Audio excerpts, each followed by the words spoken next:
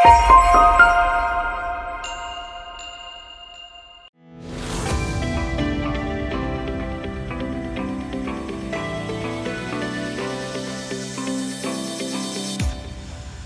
I'll start with my quick little presentation, and then I'll pass things over to Dr. JP Raman.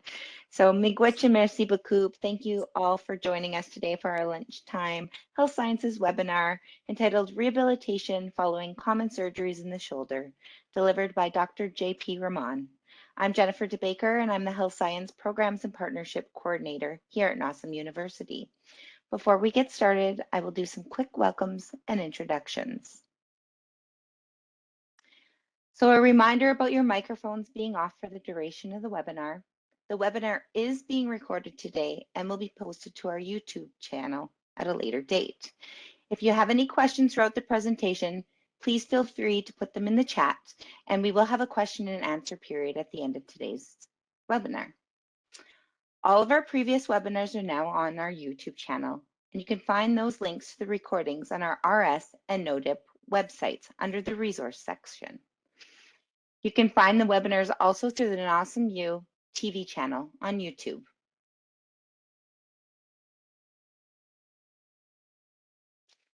We want to start by acknowledging the land upon which Nawsum University is located, to raise awareness of Indigenous presence and land rights, and to acknowledge the colonial history and current history in Ontario as a whole. The Northern Ontario School of Medicine The Nawsum University respectfully acknowledges that the entirety of the school's wider campus of Northern Ontario is on the homelands of the First Nations and Métis peoples. The medical school building at Laurentian University and Lakehead University are located on the territory of the Anishinaabe Nation, specifically Atikameksheng and Wahnapitaea and First William First Nations. We humbly ask that wherever you are calling in from today, that you think about the land and area where you work and reside. Our speaker today is Dr. JP Raman. Dr. Raman is a graduate of Western University in London, Ontario, having completed his Ph.D. in 2013. His thesis was on prognosis after rotator cuff repair. Since his graduation, he's extensively worked both academically and clinically. He has spread his expertise in the field of upper extremity rehabilitation and in gerontology. He has held the academic position at Western University School of Physical Therapy. He has been the acting academic coordinator of clinical education there in 2018 and 2019, and again in 2021. He has taught many courses at Western and has been the manager in many courses of the School of Physical Therapy and Faculty of Health Sciences. He's an active researcher in the field of upper extremity rehabilitation, working closely with his Ph.D. supervisor, Dr. McDermott. Clinically, he has extensive experience working for 12 years in India and for the past 10 years in Canada. Following his passion, he works in long-term care homes and in the Hand and Upper Limb Center, shoulder rehabilitation, at St. Joseph's Hospital in London, Ontario. Merci beaucoup, miigwech, and thank you. Dr. Raman, thank you for your time today. We truly appreciate you sharing your knowledge with us and very much looking forward to your talk. I will now turn things over to you. Thank you, Jennifer. Thanks for that introduction, and greetings from London, Ontario, but I'm actually in St. Mary's, Ontario, which is 45 minutes. And I'm working in a long-term care home today. I'm just like taking this time off from work just to meet you all. Thanks for this opportunity. And let me share my screen.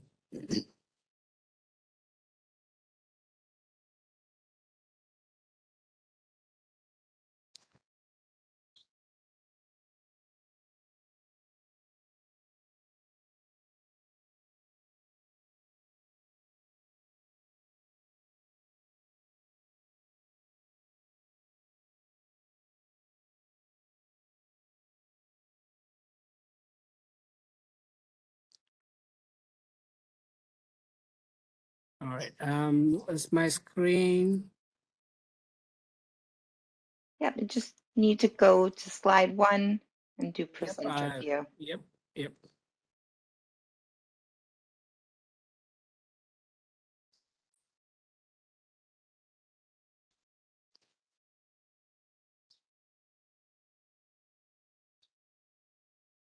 Is that good?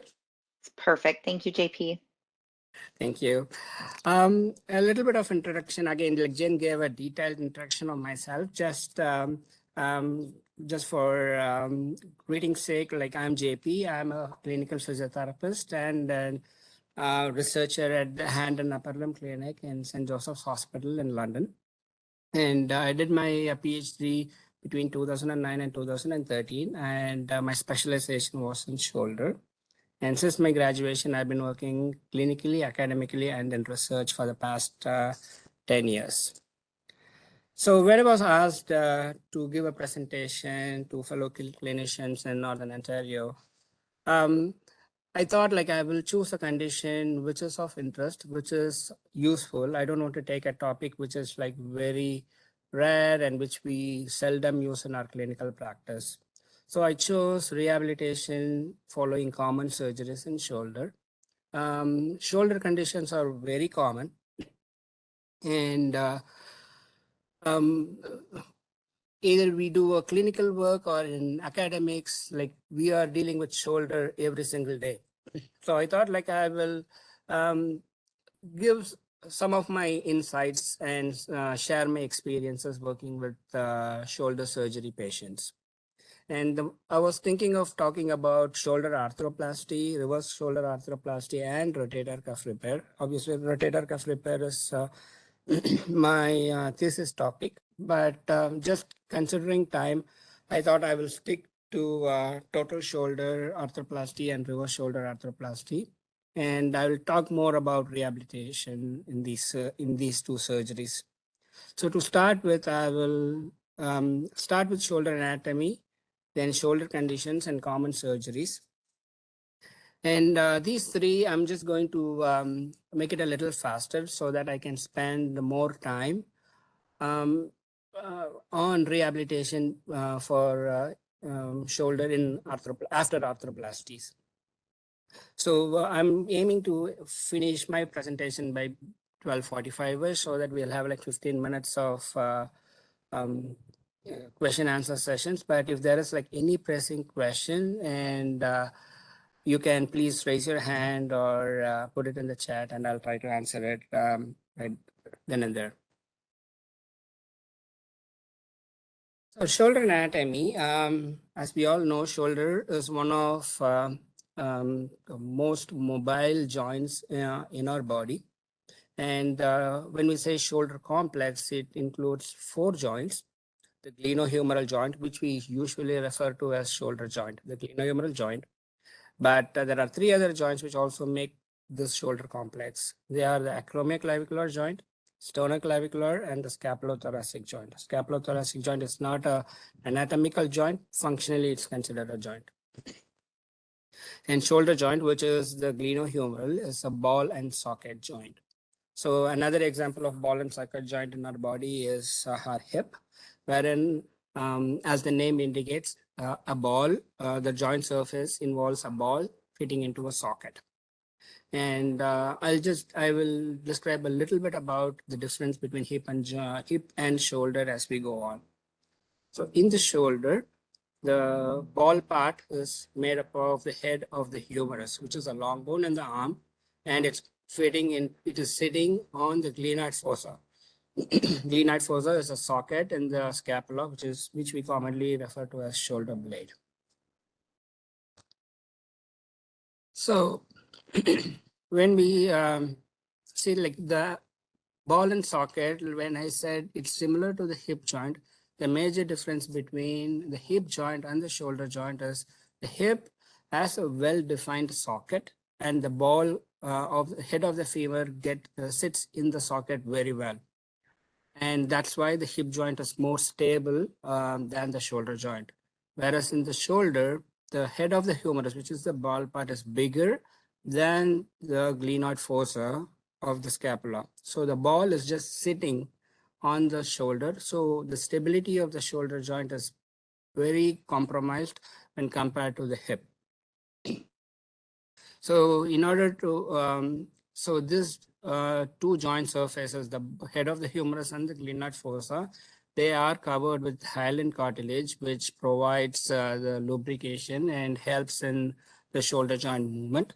And as I said, there is only 25% of articulation between the glenoid and the humerus because the head of the humerus is bigger than the glenoid fossa.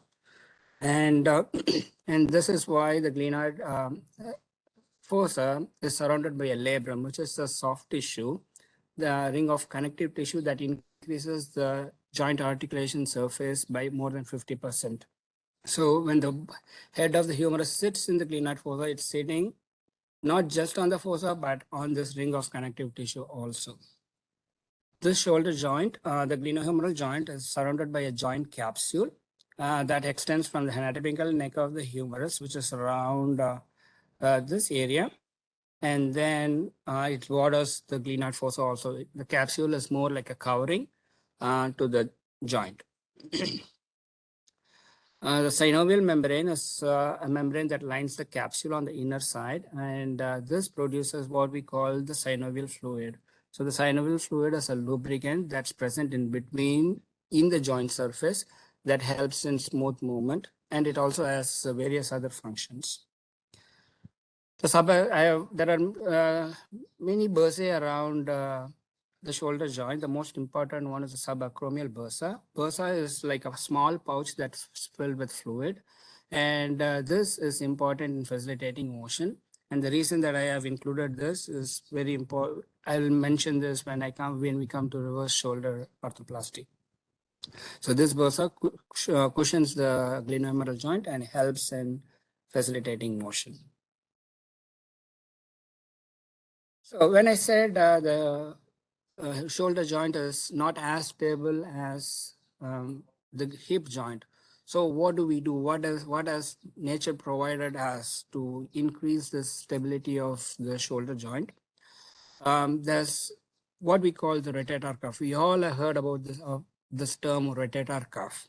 So rotator cuff is like a group of four muscles that's enveloping, that's supporting the shoulder, that's supporting the glenohumeral joint, and it provides the stability that the glenohumeral joint is lacking as an anatomical entity.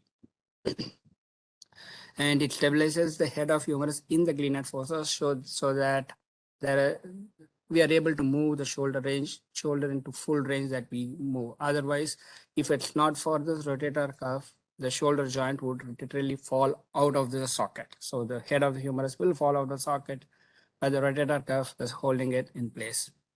And we have four muscles that forms the rotator cuff. The subscapularis, which is on the inner side of the shoulder blade, starts from the scapula and attaches to the lesser tuberosity of the humerus around here, this muscle. And the other three muscles are supraspinatus, infraspinatus, and teres minor. All these three muscles are on the outer side, on the posterior side of the scapula, and they form the cuff around the shoulder. They go around the head of the humerus and sit at the top of the greater tuberosity, and they literally sit around the head of the humerus, around the greater, around the tuberosity. And it's in that order: sit, supraspinatus, infraspinatus, and teres minor from top down, and they provide the stability for the shoulder.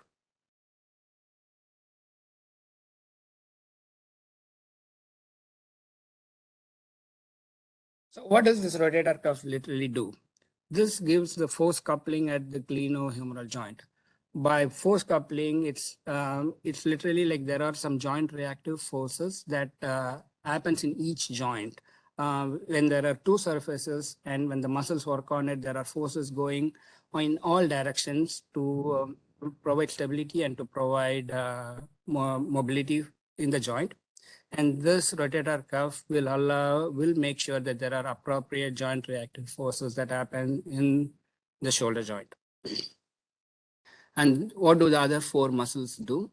So subscapularis it's a restraint to the anterior translation of the humeral head by meaning when we move the shoulder in whichever direction we move the head of the humerus moves either anteriorly, posteriorly, or inferiorly, and this each muscle is acts as an restraint. The subscapularis acts as an anterior restraint so that the shoulder joint does not move too much forward. Supraspinatus acts as a shoulder abductor. The primary shoulder abductor is deltoid, but the first 15 degrees supraspinatus is the prime abductor, and it helps in initiating shoulder abduction. Infraspinatus is an external rotator in neutral abduction, whereas teres minor is an external rotator with the arm already abducted, say around 90 degrees. So as a whole, rotator cuff provides dynamic stability. It maintains glenohumeral alignment during range of motion of the shoulder. So what are the common shoulder pathologies that happen? I'm not going to go in detail, I'm just mentioning these are like very common shoulder conditions that we see in the hand and upper limb clinic at St. Joseph's. The sprains and strains, capsulitis, tendinitis, arthritis, fractures, dislocations, and subluxations. The reason for pointing out these kind of specific conditions are these, when not attended to or when in a very severe grade, these are the ones that will lead to surgeries in shoulder.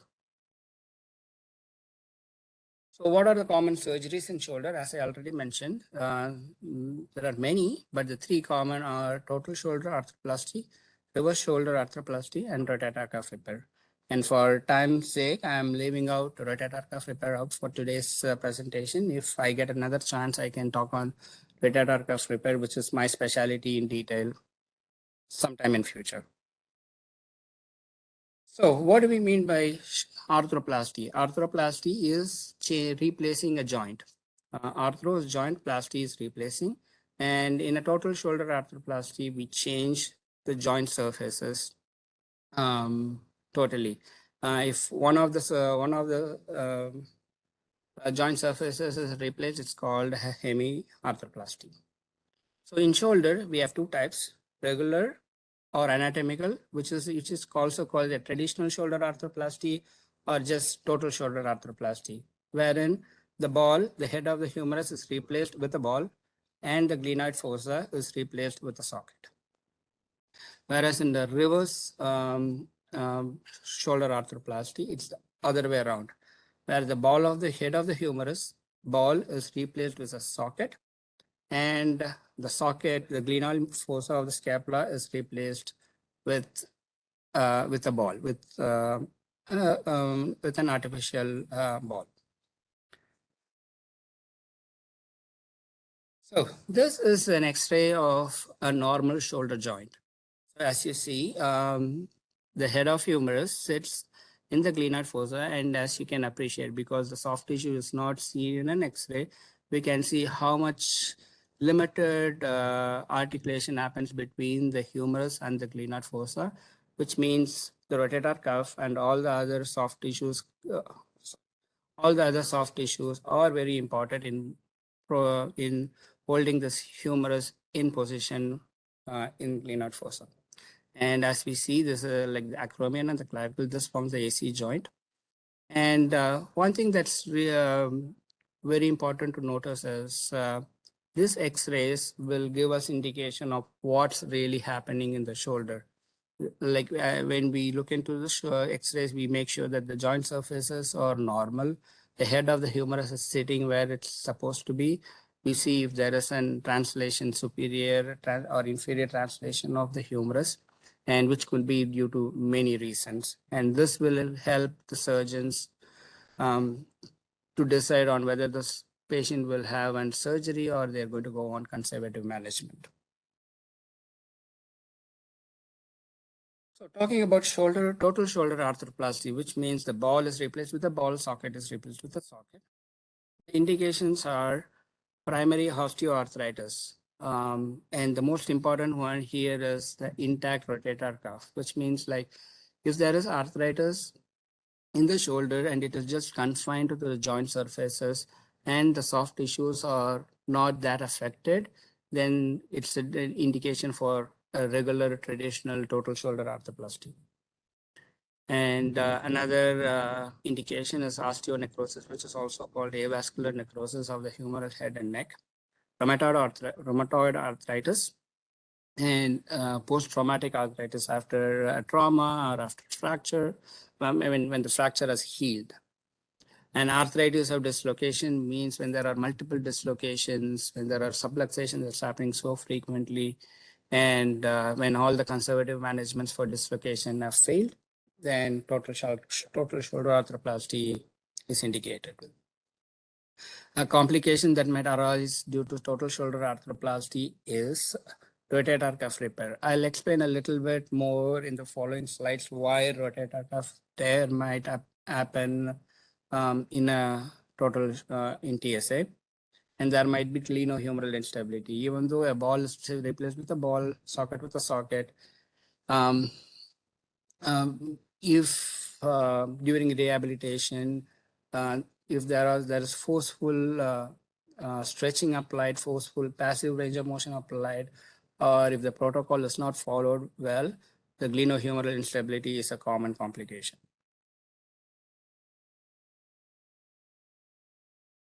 And when do surgeons opt for a reverse arthroplasty? Well, the most important risk indication for total reverse shoulder arthroplasty is a cuff tear arthropathy, which means there is a cuff tear, and there is a tear of the rotator cuff, like at the supraspinatus. Like if the tear is too big enough, what happens is in the X-ray that I showed you. I'm just going back a few slides. So we see the head of humerus sitting around here, and the rotator cuff comes and sits here.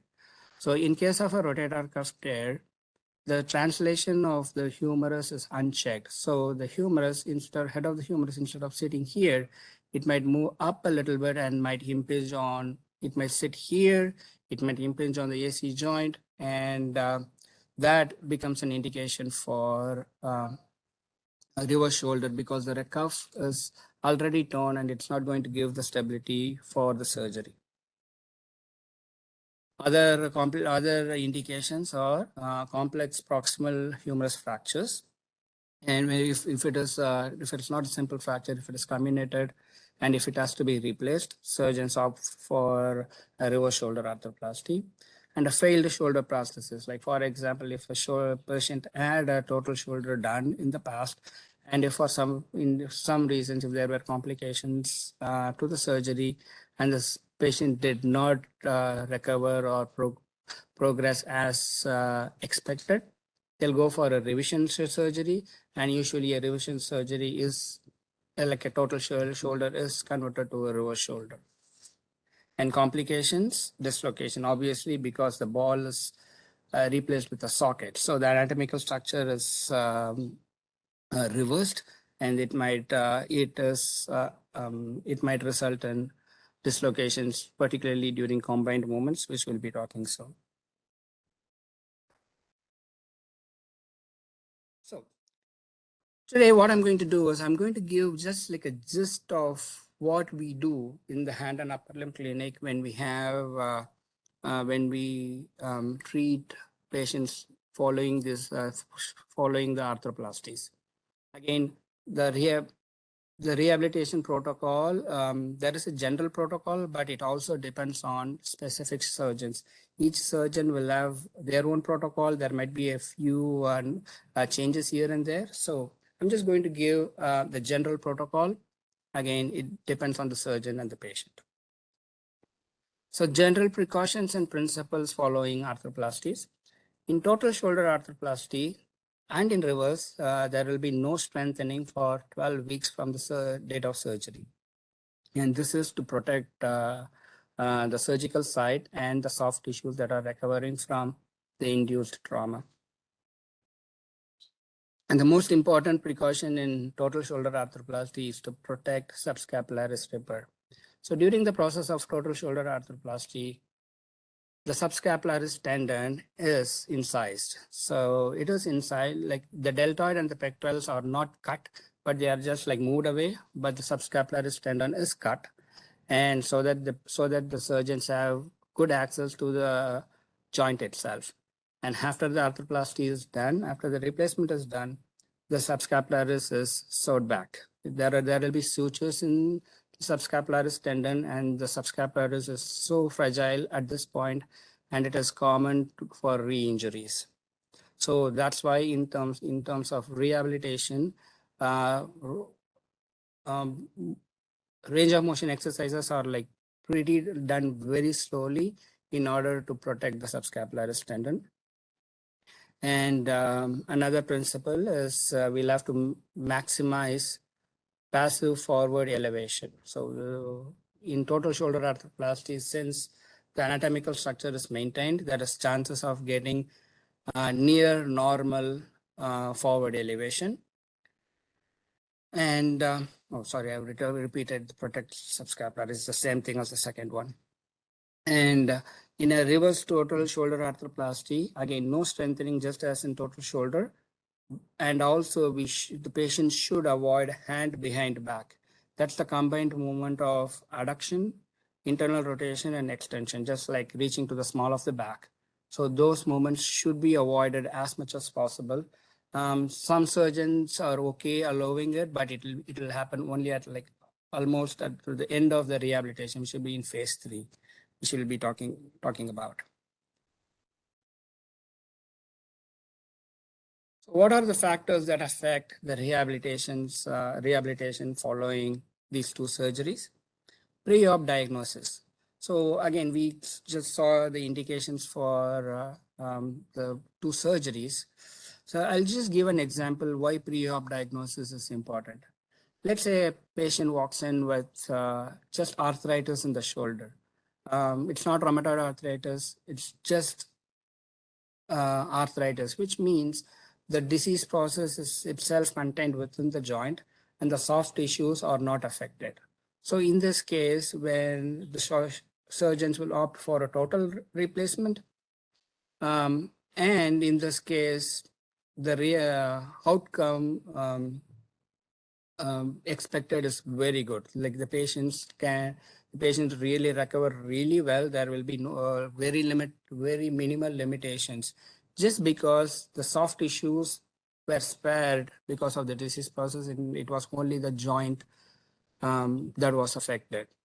Just take the other way around. When we take rheumatoid arthritis, we all know in rheumatoid arthritis, in addition to the joint surfaces, the synovial membrane and other soft tissues are also affected, which means after the surgery, it's just not the joint surfaces we are talking about. All the connective tissue, all the soft tissue are also fragile, and we'll need to protect it during a rehabilitation process, which means the outcomes will also be limited and it will be prolonged. So pre-op diagnosis is an important factor affecting rehabilitation. And pre-op ROM, like how well the patients were able to move before the surgery, will determine how much range they will get after. Any other comorbidities, size and position of the components. This is more of a surgical variable which depends on the discretion of the surgeon. And an associated rotator cuff repair, as I said, there will be a subscapularis repair done with a traditional arthroplasty. Plus, if there was another in case of cup tear arthropathy, if the surgeon opted to do rotator cuff repair of the supraspinatus or the infraspinatus, that will delay the prognosis after surgery. And if there is a bone graft, like for example, in an arthritis, if the glenoid fossa is like really is damaged, in order to secure their prosthesis, if they use a bone graft from elsewhere, that kicks in and that will result in delaying the prognosis. So the rehabilitation will depend on if there are any grafts used or not. So in the next two slides, I have given an indication of like what we can expect in terms of range of motion from total shoulder and a reverse shoulder arthroplasties. And this is taken from the book Systematic Approach to Shoulder Rehabilitation. And this is very common, and this is like an established thing that we see in all our patients. So the most important thing that I have highlighted in red. So around week 20, which is like 5 months after the surgery, passive forward elevation is like within normal limits in total shoulder. Passive external rotation at 20 degrees of abduction, which is like arm by the side, is around 60 degrees. At 90 degrees of abduction is less than 70. But active forward elevation is around 145. So this is like 145 degrees. Achieving 145 degrees of forward elevation is like considered like a very good outcome. And the patients are like usually very happy, and they will not be limited in any of their functional activities if they achieve this range. Comparing this to a reverse shoulder arthroplasty, we see that they do get as much range as possible, but when compared to total shoulder, it is still less, but they are still in a very good range if they recover really well. And we see around week 24, which is 6 months. And again, as I said, there will be a delay between total shoulder and reverse shoulder rehabilitation. So that's why in 6 months, forward elevation is around 150 degrees passively. Passive external rotation is around between 20 to 45 with arm by the side, and 45 to 75 degrees with arm at 90 degrees. And you can see the internal rotation, passive internal rotation, which is taking the hand behind the back, is restricted, and it is usually around the gluteal area, we say like around the back pocket. And the active forward elevation can be between 110 to 150 degrees. So what do we do in terms of rehabilitation following these surgeries? The rehabilitation is divided into 4 phases. Phase 1 is day 1 to week 6. Phase 2 is week 6 to 12. Phase 3 is weeks 12 and after. And phase 4 is continued home program when they are discharged from therapy. What happens in phase 1? So in phase 1, these patients are in a sling. They are all surgeons. This is like common around the board, along the board. All patients will have their sling on for 6 weeks. And again, depending on the surgeon's discretion, some surgeons allow sling to be removed for exercises. Some surgeons recommend exercises in the sling. So the most important goals in phase 1 would be to protect the joint and the subscapularis in terms if it is a total shoulder, and to promote healing in the first few weeks. Maintain the range of motion of the hand, wrist, and elbow. This is very important because if the patients are going to be in a sling with their elbow flexed at 90 degree for 6 weeks. And most important, very common complication here is the biceps tends to become very tight. So which means like when the patients are out of the sling, if they are not doing any exercises for their elbow, the biceps is going to be tight and they are going to be limited in their elbow extension. So in order to avoid this, the hand, wrist, and elbow exercises start from day 1. Actually, they even start from day 0, even passive range. And another goal is to restore as much as active assisted range of motion in forward elevation to control pain and to facilitate activities of daily living with some modification using their non-operated extremity.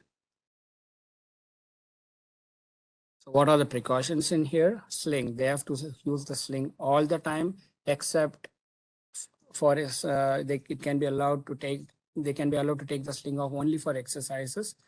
Since sleep is going to be really disturbed during this phase, there is a tendency for patients to remove the sling and sleep, which is a big no-no, because if they are going to roll onto this operated side, and they will definitely wake up immediately, but the damage would have been already done. And this is why we recommend them having the sling all the time and sleeping in a recliner. So in a recliner, the space is obviously limited and the sleep is not going to be the best.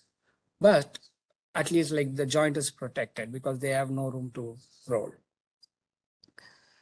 And no shoulder range of motion at all in the first 2 weeks. No range of motion for 2 weeks, and then later on they can start active assisted, but never active range of motion.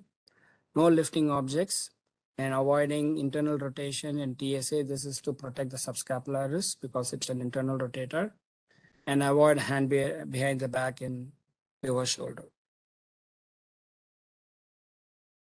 So what do we do in terms of therapy? First 2 weeks, as I said, just active or active assisted range for hand, wrist, and elbow, nothing for the shoulder.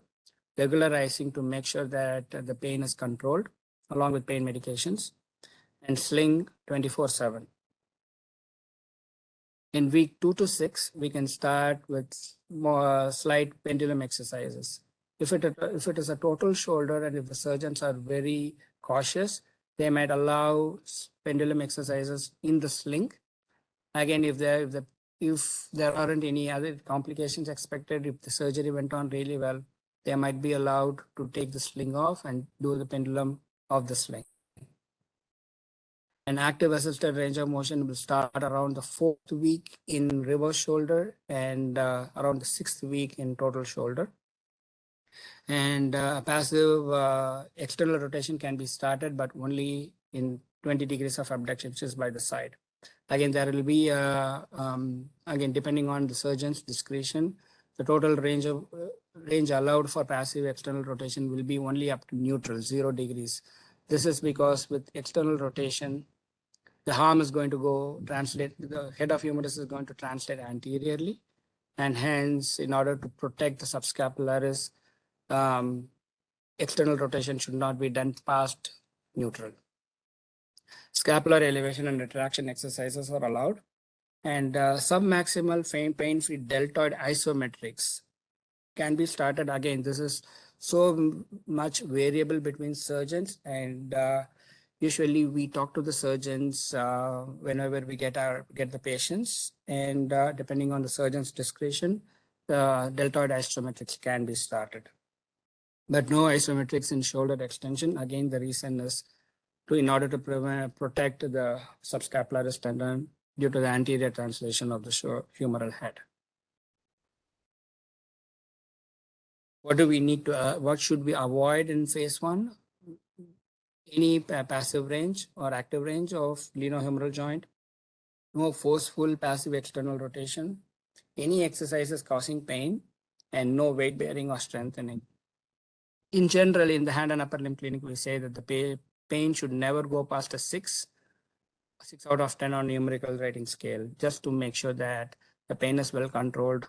Because a normal thing for the patients is they always think that no pain, no gain. So it's very important, and it's a challenging process to educate them that pain is the language of the body. The body is communicating with us through pain. And if there is pain, we need to respect it and stop. And that's why in my programs, I never give them a number of repetitions. I'll give them a repetition, but I'll say it's more of a number just to guide them on how much they can do. But it's really their pain that's telling them how much they can do and how much they can't. So what is the criteria to move from phase 1 to phase 2? When the patient is able to tolerate active assisted range of motion of the shoulder and full range of motion in the hand, wrist, and elbow, and when they are able to isometrically activate deltoid. Phase 2 is between weeks 6 and 12. This is where the patient comes out of the sling and they start moving their shoulder slowly. And when we say shoulder range of motion, it starts with active assisted first, and then progresses to passive and then active. There will be definitely a 2-week interval between each progression. For example, if they start active assisted at 4th week, usually around the 6th week will be a passive range, and then the 8th week will be active range. And we can work on their shoulder stability, like isometrics. Sling can be slowly wean off. The word here is wean off, because when we tell, or the surgeons tell the patients that they can take off the sling, since they have been like in sling for 6 weeks and their sleep is affected. They have been like very uncomfortable with their sling. The day we tell them, okay, the sling can come off, they are going to take off the sling right away. And that is like more like a shock to the shoulder, because being in a protective stage for 6 weeks, to come off the sling in one day is not really good. So we always use the word wean off. And in my practice, I mean, not a great example, but I'll use an example of weaning off from smoking. No one will quit smoking in one day. So it's like more like a weaning off thing. So that's how we educate the patients to wean off, increase the time that they have to be off the sling, and how they can protect themselves, their shoulder when they're sleeping. Because again, we still don't want them to roll onto that side in order to protect the joint. So we always recommend like having pillows propped up on the side, moving the bed to the side of the wall, making sure that they don't roll onto that side. So in this phase, the patients have to return to being independent in their ADLs, but with modifications, because they are still not allowed to lift weights. They are still not allowed any more intense repetitive activities. So they'll have to be taught about the modifications that they have to follow. Right. What are the precautions in phase 2? And we are still avoiding isotonic exercises in case of total shoulder. We are avoiding total shoulder extension, again, to protect the subscapularis. No repetitive shoulder activities still. They cannot do any weight bearing, like they can't. This is very common because like once the sling is off, and if the patient wants to stand up, they are going to push with both hands on the armrest and stand up from the chair. This is a very common thing that we notice, and we'll have to educate them saying like, no, this is not the way it should be. They can weight bear with their non-operated extremity and stand up, but nothing on their operated extremity yet. And they still cannot lift any weights, cannot lift objects. And this is where we give them an example of lifting like the maximum they can lift is a coffee cup here, with coffee, of course. So what do we do for therapy in phase 2? So as I said, active assisted starts at the beginning of phase 2 and then moves on to passive range and then to active range. Usually this is unrestricted in reverse shoulder, but still as tolerated with the caution in total shoulder because the subscapular is still recovering. And submaximal isometrics can be started in total shoulder. And the glenohumeral mobilizations can be started only if indicated. Usually, like we don't really do a lot of mobilization in reverse shoulder because the joint surfaces have changed. Some kind of total shoulder mobilizations can be done. Again, depending on the surgeon's discretion, only if the patient needs it. Otherwise, mobilizations are reserved till the end. The patients can start engaging in light ADLs. This also becomes a form of therapy because as they get into their ADLs, they are going to use their shoulder a little more and they're going to use it in all planes. So that is, we encourage that with modifications. And weeks 9 to 12, functional activity progression, because the patients are getting better in terms of range, in terms of their ability to use their shoulder.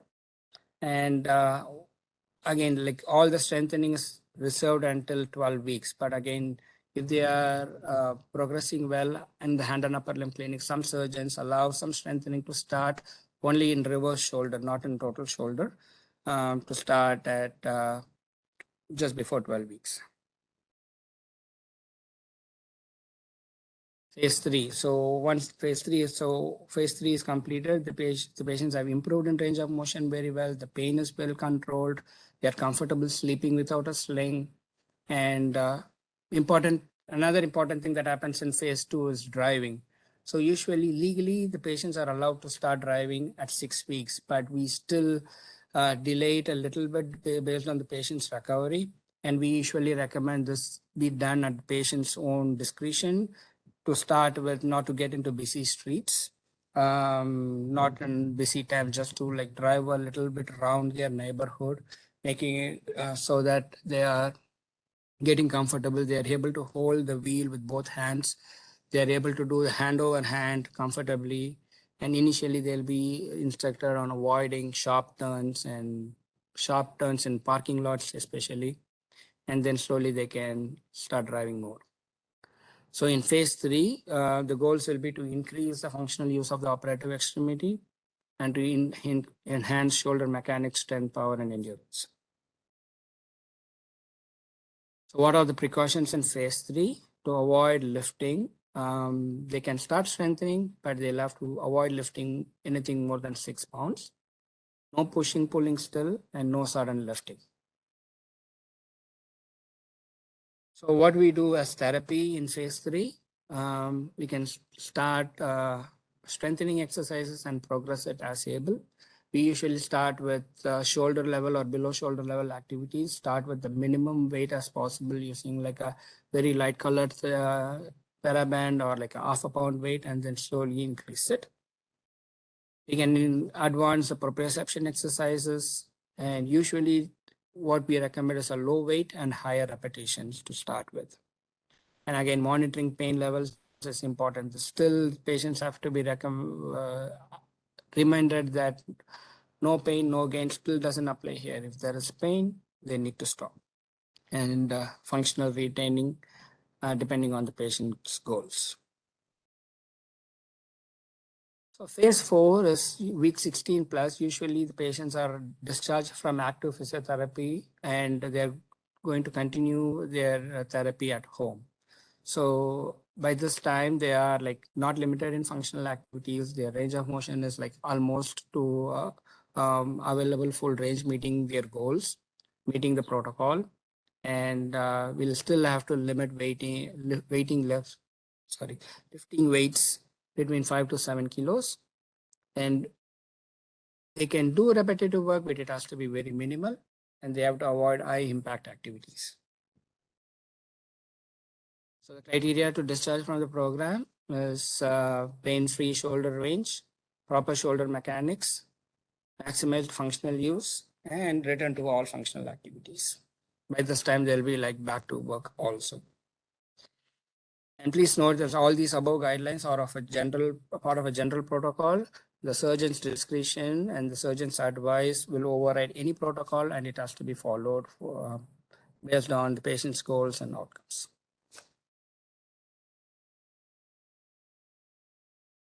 That's it. Thank you for your patience. Thank you for listening. And I hope I was able to throw some light on shoulder rehabilitation after surgery.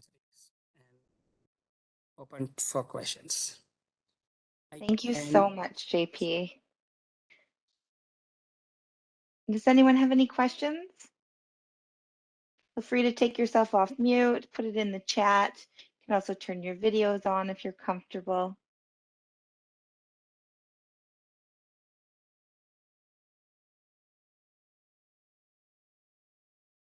I'll have to figure out how to come back to the original screen. Sorry, one second. Everyone's quiet today.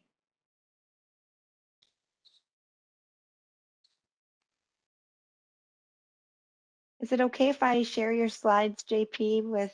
Yes, please. I'm actually like finding it a little difficult to come back to the main screen. I don't know. Okay. On the very bottom, it'll say stop sharing, or it might be on the very top, actually. It comes in a bar. I've done. Yeah, I got it. It was hiding.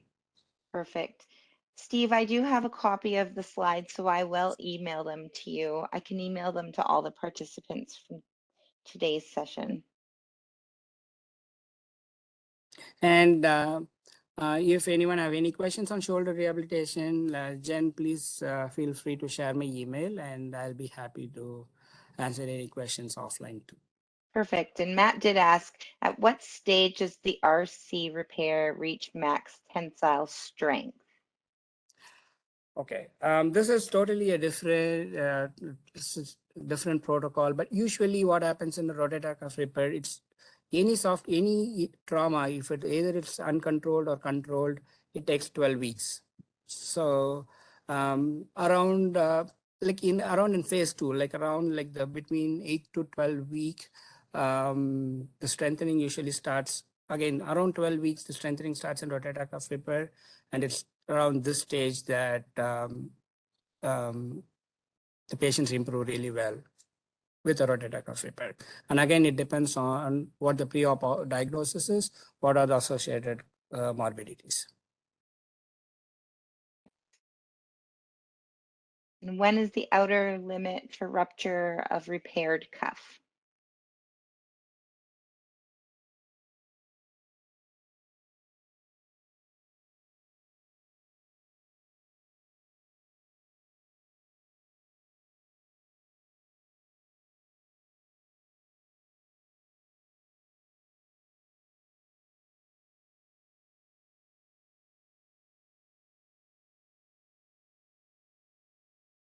Are you there, JP?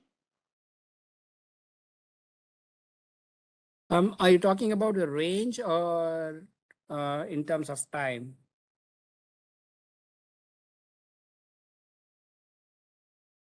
Just waiting for Matt to reply.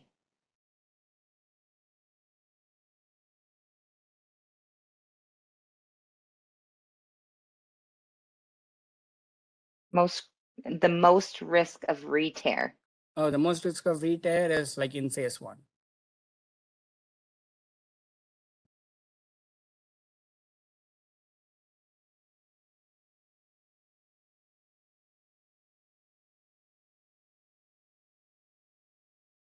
Any other questions for Dr. Raman? No, again, this webinar will be posted to our YouTube channel at a later date. So I want to thank all of you for coming today and taking the time on this beautiful day. Thank you again, Dr. Raman, for joining us. And there is one other question. Matt would like to know the risk of mortality in arthroplasty. Risk of mortality, like I really like in terms of just the surgical variables, surgical procedures, I don't think like the surgery per se like as carries any risk of mortality. Again, like with any surgeries, anything can happen, but with my experience in with shoulder rehab, like I've never come across that. But it's an interesting thing for me to look into because we never thought about that in terms of just the surgery, just the shoulder surgery.